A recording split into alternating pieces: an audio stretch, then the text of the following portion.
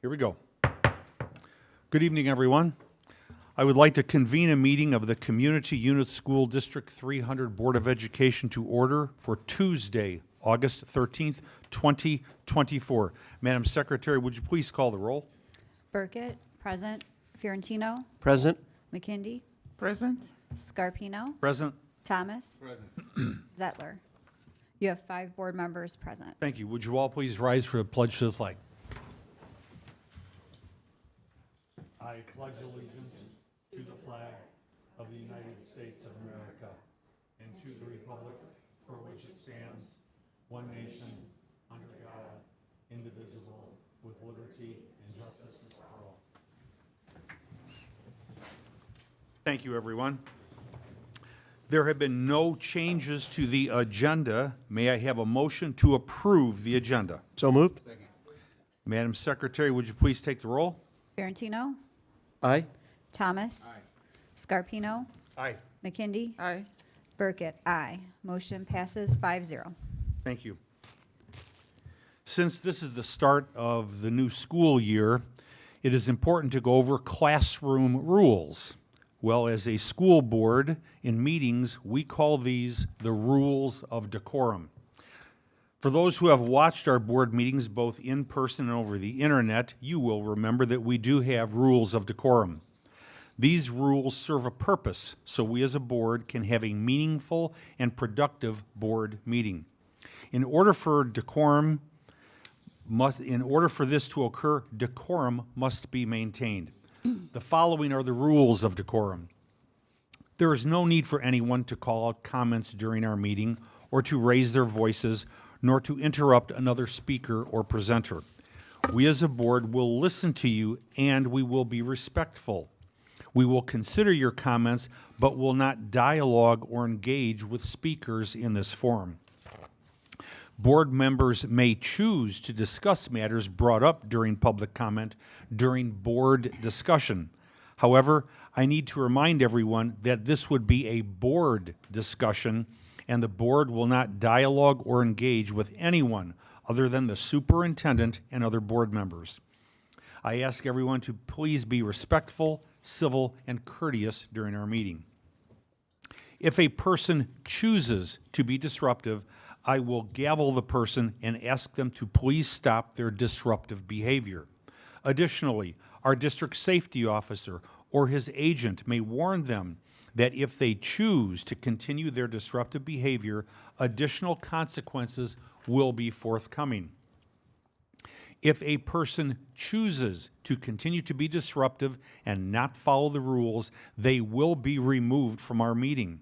This action is a direct result of the person's choice to be disruptive. We as a board will respectfully listen to each speaker. Just because we didn't vote the way some wanted us to does not mean we didn't listen or take into consideration what you had to say. Also, please remember we all learn differently. Some of us take notes during presentations and therefore take our eyes off of the speaker. It doesn't mean we are not listening.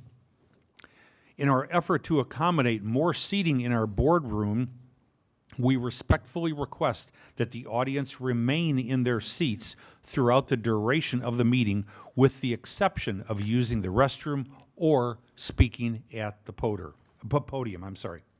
Finally, I want to thank everyone in advance for their cooperation, and the board and I look forward to a meaningful and productive meeting. We have had no one sign up for public participation. Superintendent report. Dr. Smith. Good evening. As you know, today was the first day of school. Super exciting. 10 out of 10 for me today. Just a couple highlights that I want to share.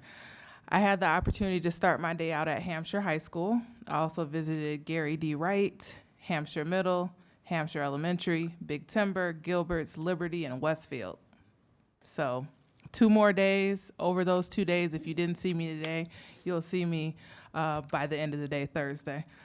Thank you to our 2 board members that were able to join us today, Dr. Scarpino and Mr. Emmanuel Thomas.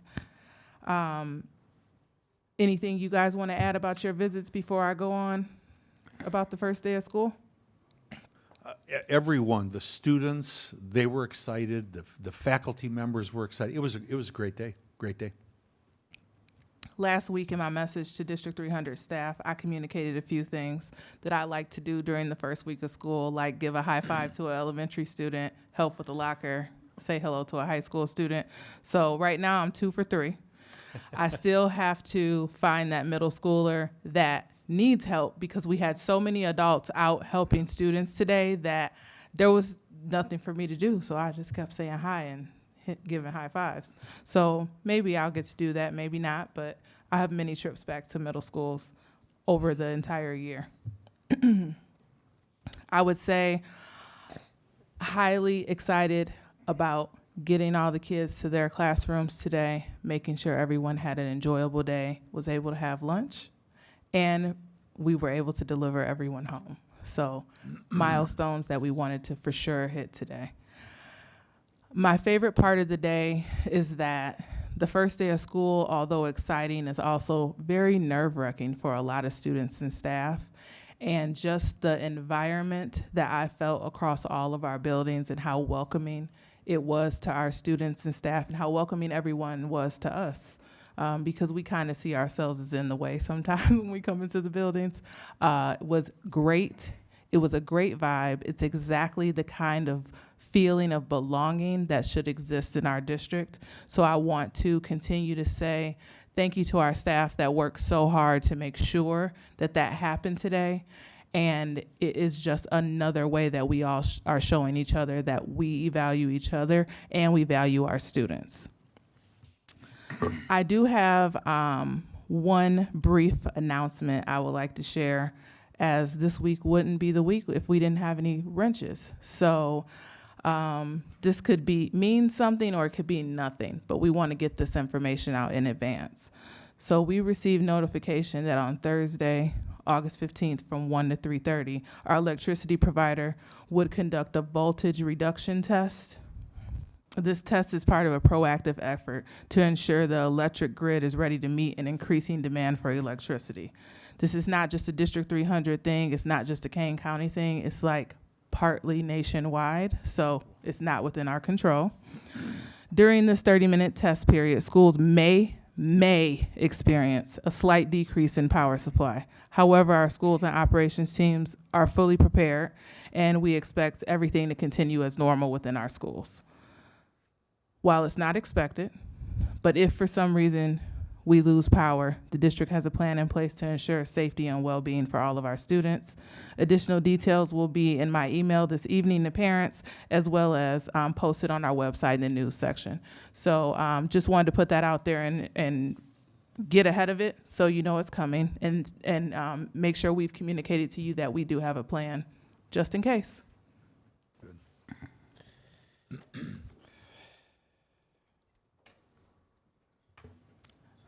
Mrs. Porter. Hello again. It's interesting, I just gave this presentation about 30 minutes ago, right? But we'll go through it again. Good evening, Superintendent Smith, members of the board, staff, and community members. The mission statement of District 300 is to provide engaging and inclusive educational experiences that empower and equip all students to discover, innovate, and succeed now and in the future. This, along with our vision statement to empower and equip each student to reach their highest potential, is the focus of our educational plan or budget. The budget development process contains 4 building blocks: maintain current programming and services that are provided to students, address critical needs that have emerged as a result of the pandemic and from other data points, prioritize strategic investments and initiatives as outlined in the district's strategic plan, and enhancements for student learning and opportunities in alignment with evidence-based funding. The tentative budget is based upon revenue and expenditure assumptions. I went through these earlier. As you can see here, we have assumptions for property taxes, interest, student fees, corporate personal property replacement tax, evidence-based funding, which I will highlight, we anticipated it to be $3 million. It did come in at $6.4 million. Other state is flat, and we have our ESSER that is sunsetting. When we look at our operating funds budget for revenues, we're at $367.6 million. Majority, as you see in blue, is from local revenue, which is considered property taxes and interest. Our state revenue is made up mostly of evidence-based funding, transportation claims, special ed claims, and early childhood funding. Our federal revenue comes in at the lowest amount, which is 6.9, and that's reimbursements for food service, IDEA grant, Medicaid, and Title I. When we look at our expenditure assumptions, as you can see here, primarily we have salaries, health insurance, tuition and outplacements, charter school payment, transportation, food service, and our substitute contracts, sanitation, water, general liability and workers' comp, and an inflation factor for all our supplies and fuel. Our operating expenditures are projected to be $365.8 million. As you look here in blue and red, primarily you'll see those expenditures for salary and benefits eat up most of our budget. Purchase services come in next with our transportation contract, as well as our food service and substitute contract, as well as our charter school payment. Coming in at the end will be your supplies and capital outlay and other objects which includes our tuition, our placement tuition. And then we have other uses of 4%, which is our $12 million fund balance transfer from our operation and maintenance fund to our capital projects for our long-term improvements to our facilities and building. When we look at our operating funds overall, these cover day-to-day operational expenses. We are looking at a $1.8 million surplus. To promote financial stability, the percent of compliance with the board's fund balance policy is to maintain a minimum fund balance equal to 30% of operating expenditures. Right now with the budget, we're at 35%. When we look at all funds, this takes into account the debt service fund, which provides payments for all of our debt, as well as our capital projects fund. You're looking at $401 million, and our total expenditures are $398 million. That leaves a surplus of about $3 million. Our major initiatives this year were additional student supports, curriculum enhancement, technology upgrades with all of our new Chromebooks and ViewSonics, as well as projects from our master facility plan. The district's health is the strongest it has been. It continues to remain strong, but we need to remain diligent to ensure long-term stability and sustainability. We look at inflation in the economy, continued student growth on the west side, and of course, what happens downstate with legislative changes and funding levels. We have a commitment to financial health and educational excellence. Despite potential challenges, District 300 remains committed to maintaining financial health and ensuring the best outcomes for our students. By staying vigilant and proactive, we can navigate these uncertainties and continue to provide high quality education. Tonight, you'll be asked to vote on authorization of the 24-25 tentative budget. We'll schedule a public hearing for September 24th, and the budget will be placed on display. Again, on September 24th, we'll hold that budget hearing, and the board will be asked to vote on adoption of the 24 and 25 budget. By September 30th, we will file the budget with the state and the ROE, and it'll be posted on the district's website. And as always, our tag is Discover, Innovate, and Succeed. Are there any questions? Board members, any questions? I know the majority, we were all at your meeting, so, okay. Great job. Thank you. Great job. Item number 6 is board discussion. 6.1, Standing Board Operations Committee. The update for that is that our next meeting is September 10th at 4:30, where we discuss a lot of these things in more detail. So if you're not available to attend, it's always available online as well. Any board discussion? Members want to say anything? No? Item number 7 are the items for discussion under $35,000. I'll just read them, and then board members, if you have a question, just please let me know. Board meeting minutes, disposal report, treasurer's report, and the Freedom of Information Act report. Item number 8 are the items for discussion over $35,000. I will read each item individually to allow for any discussion. As a note to those in attendance, both virtually and in person, some of these items have been vetted through the Board Operations Committee, which is why there may not be a need for a new discussion. 8.1, Administrator Leadership Training Program. 8.2, Change Order Approval, Wireless Mics for Auditoriums. 8.3, Copier Paper Bid Extension. 8.4, Nurse and Athletic Supplies Bid Extension. 8.5, Roofing Consulting Service Contract Renewal. And 8.6, Work-Based Learning Program Memorandum of Understanding. Item 9 are the consent items. Do I have a motion to approve the consent items? So moved. No discussion. Madam Secretary, would you please take the roll? Fiorentino, Aye. Thomas. Burkett, aye. McKindy, Aye. Scarpino. Aye. Motion passes 5-0. Thank you. Item 10, roll call action items. 10.1, approval to display the 2024 through 2025 tentative budget and publish the public hearing notice. Do I have a motion for the approval to display the 2024 through 2025 tentative budget and publish the public hearing notice? Do I have a motion? Second. Any discussion? Madam Secretary, would you please take the roll? Thomas. Aye. Fiorentino. Aye. McKindy, Aye. Scarpino. Aye. Burkett, aye. Motion passes 5-0. Thank you. Item number 11, closed session.